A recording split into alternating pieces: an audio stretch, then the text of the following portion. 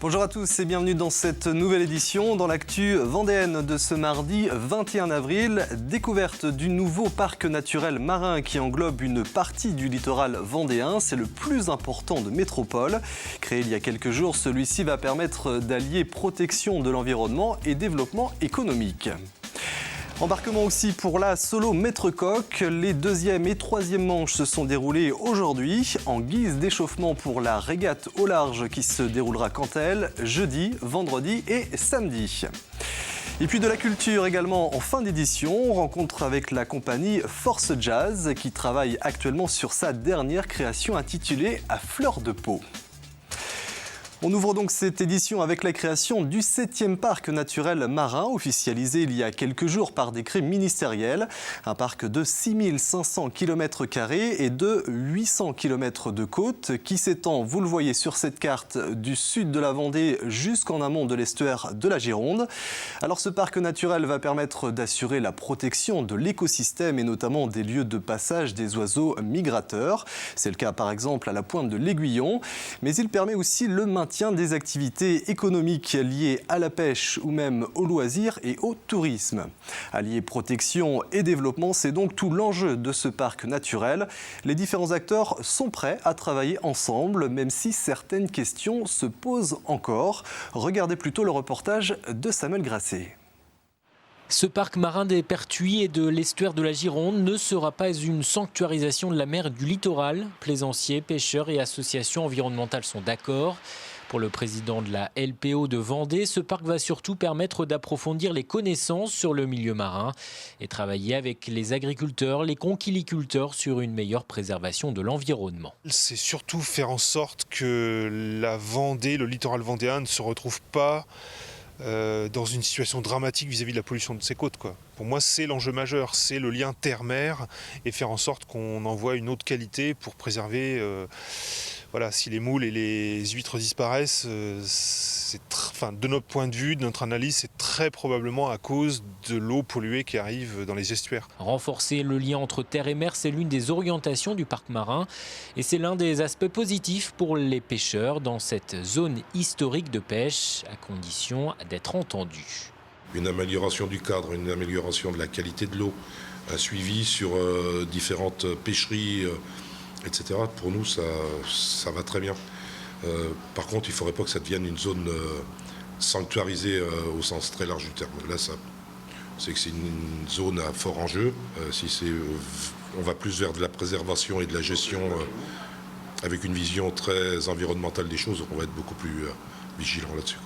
Interrogation aussi des associations de plaisanciers sur les moyens alloués au parc marin. Il sera financé par l'État à travers l'Agence des aires marines protégées, mais une taxe de mouillage spécifique au parc marin a été envisagée par le gouvernement. Au sein du périmètre, il y a 16 000 places de port.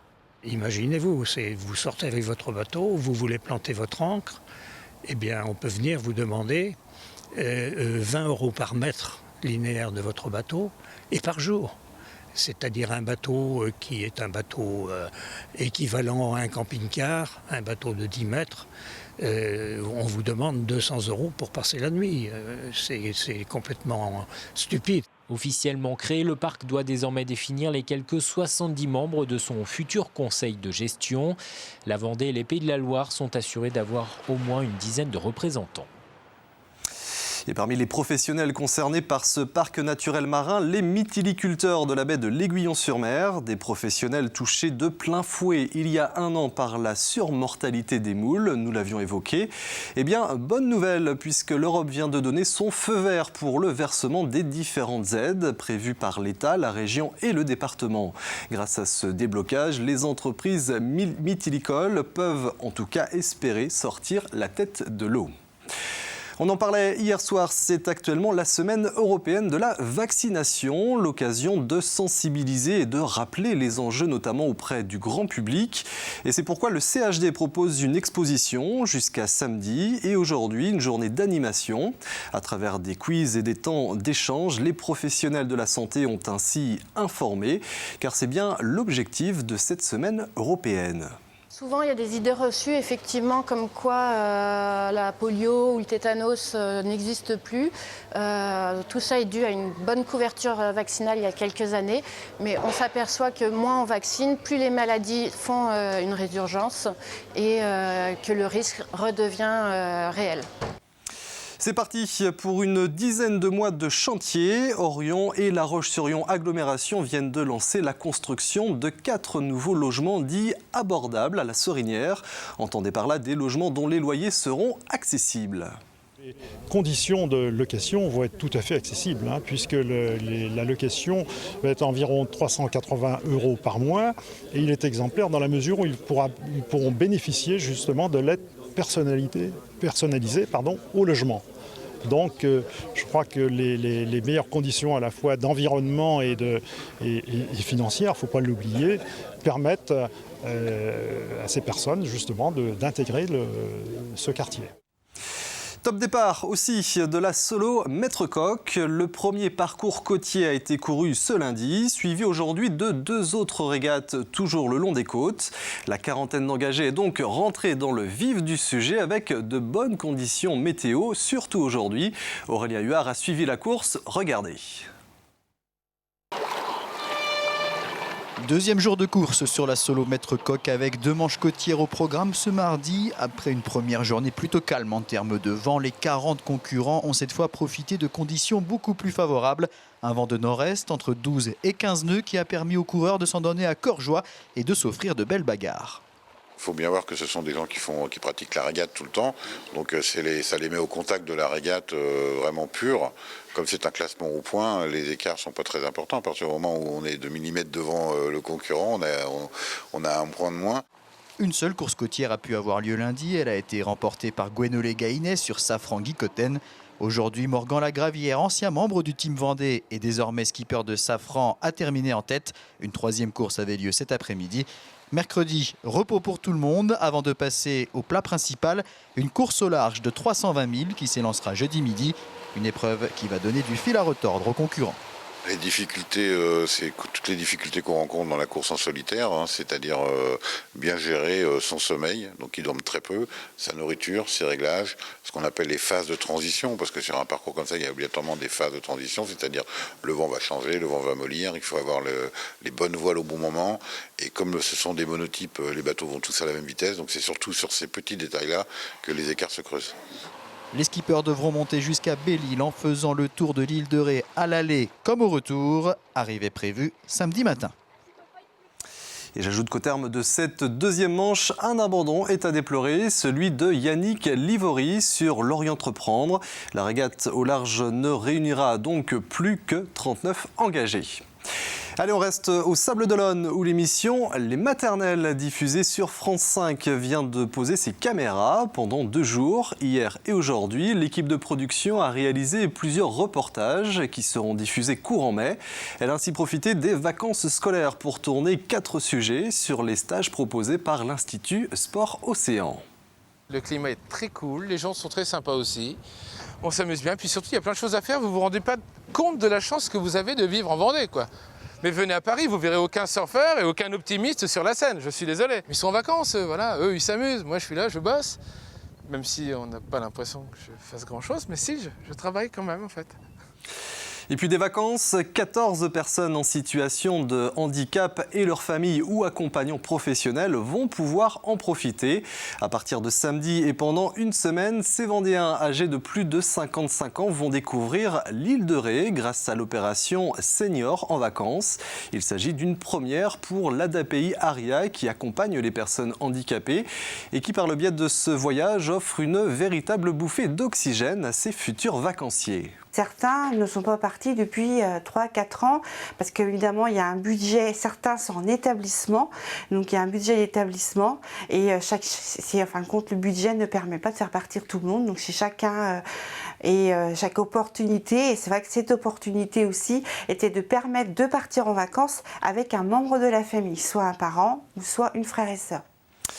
Voilà, et puis on reste en compagnie de l'ADAPI ARIA qui, je vous l'indiquais à l'instant, vient en aide aux personnes en situation de handicap, notamment par le biais d'ateliers.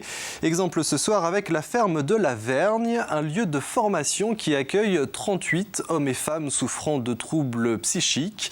Par le biais du jardinage, de la culture maraîchère et de l'élevage, ces personnes retrouvent confiance en elles et s'ouvrent sur l'extérieur, notamment lors de marchés.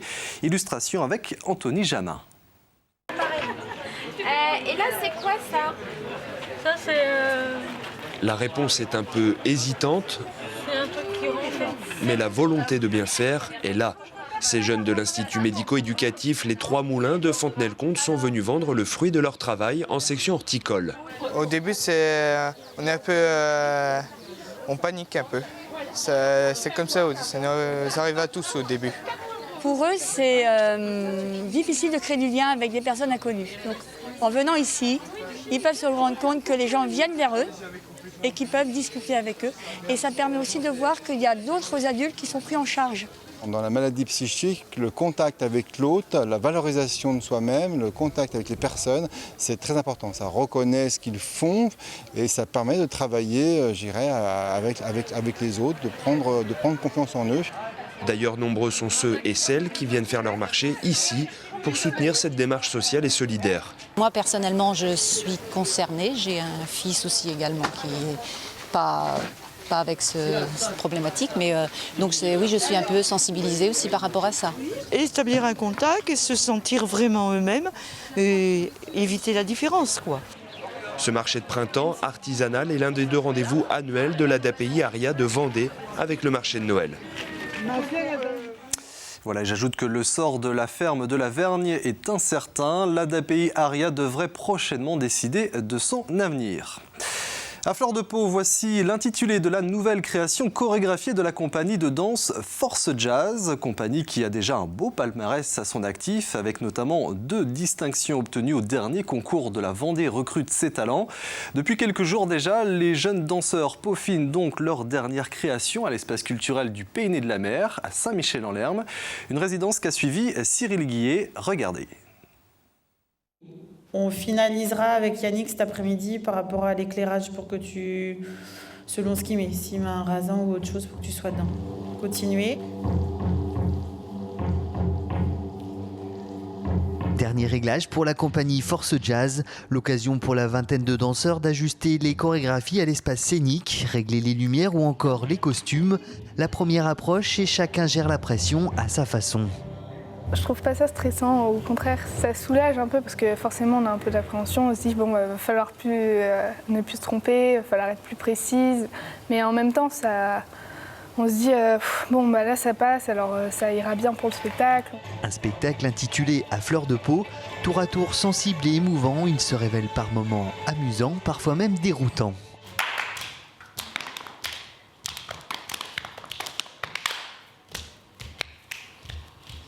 À la tête de cette compagnie depuis 15 ans, Séverine Milsampler insuffle un élan et une discipline proche de celle des danseurs professionnels. Les week-ends et les vacances scolaires sont essentiellement consacrés aux répétitions et de cette rigueur est née des passions et bien plus encore. La compagnie est à l'aube de ses 30 ans et si je ne me trompe pas, je crois qu'on arrive à 50 professionnels du milieu de la danse. Donc professionnel, j'entends danseur professionnel, j'entends chorégraphe. J'entends professeur diplômé d'État. Il y a un danseur qui a fait partie de la compagnie qui est danseur à l'Opéra de Paris, premier danseur à l'Opéra. Il y en a un autre qui est au Ballet Junior de Genève. Donc oui, il y a du potentiel. Oui, certains arrivent à percer et à continuer dans le milieu de la danse. Danseuses et danseurs viennent des 4 coins du département et cette année, 5 chorégraphes extérieurs ont œuvré pour le spectacle. Une cellule chorégraphique a aussi vu le jour. Ainsi, c'est Alice Sorin, une ancienne élève, qui a eu en charge la réalisation de 2 tableaux. Ici, ce qui saute aux yeux, c'est le plaisir qu'ont ces danseurs à s'exprimer sur la scène, car cette compagnie est avant tout une grande famille. Il y en a qui crient, il y en a qui tapent des choses, mais nous on danse parce que ça fait du bien et puis on se sent mieux après, quoi. Ça m'éclate. Je prends du plaisir à danser et j'en ai besoin. C'est une deuxième famille, ouais. Force Jazz a été créée en 1986 par Magali Balavoine et Françoise Philippon. Elle fêtera ses 30 ans d'existence l'an prochain. D'ici là, le spectacle à fleur de peau aura fait le tour des scènes vendéennes. Et j'ajoute que les 2 premières représentations de ce nouveau spectacle seront données les 15 et 16 mai prochains à Saint-Michel-en-Lerme. Voilà un dernier mot du temps avant de se quitter. Et pour ce mercredi, il faut s'attendre à une légère dégradation. Rien de grave, mais un petit voile nuageux devrait s'installer, surtout dans l'après-midi. C'est ce que nous confirme Armel Pavageau dans un instant avec le bulletin météo complet. Quant à nous, on se retrouve demain pour un nouveau point sur l'actu vendéenne. D'ici là, très bonne soirée sur TV Vendée et à demain.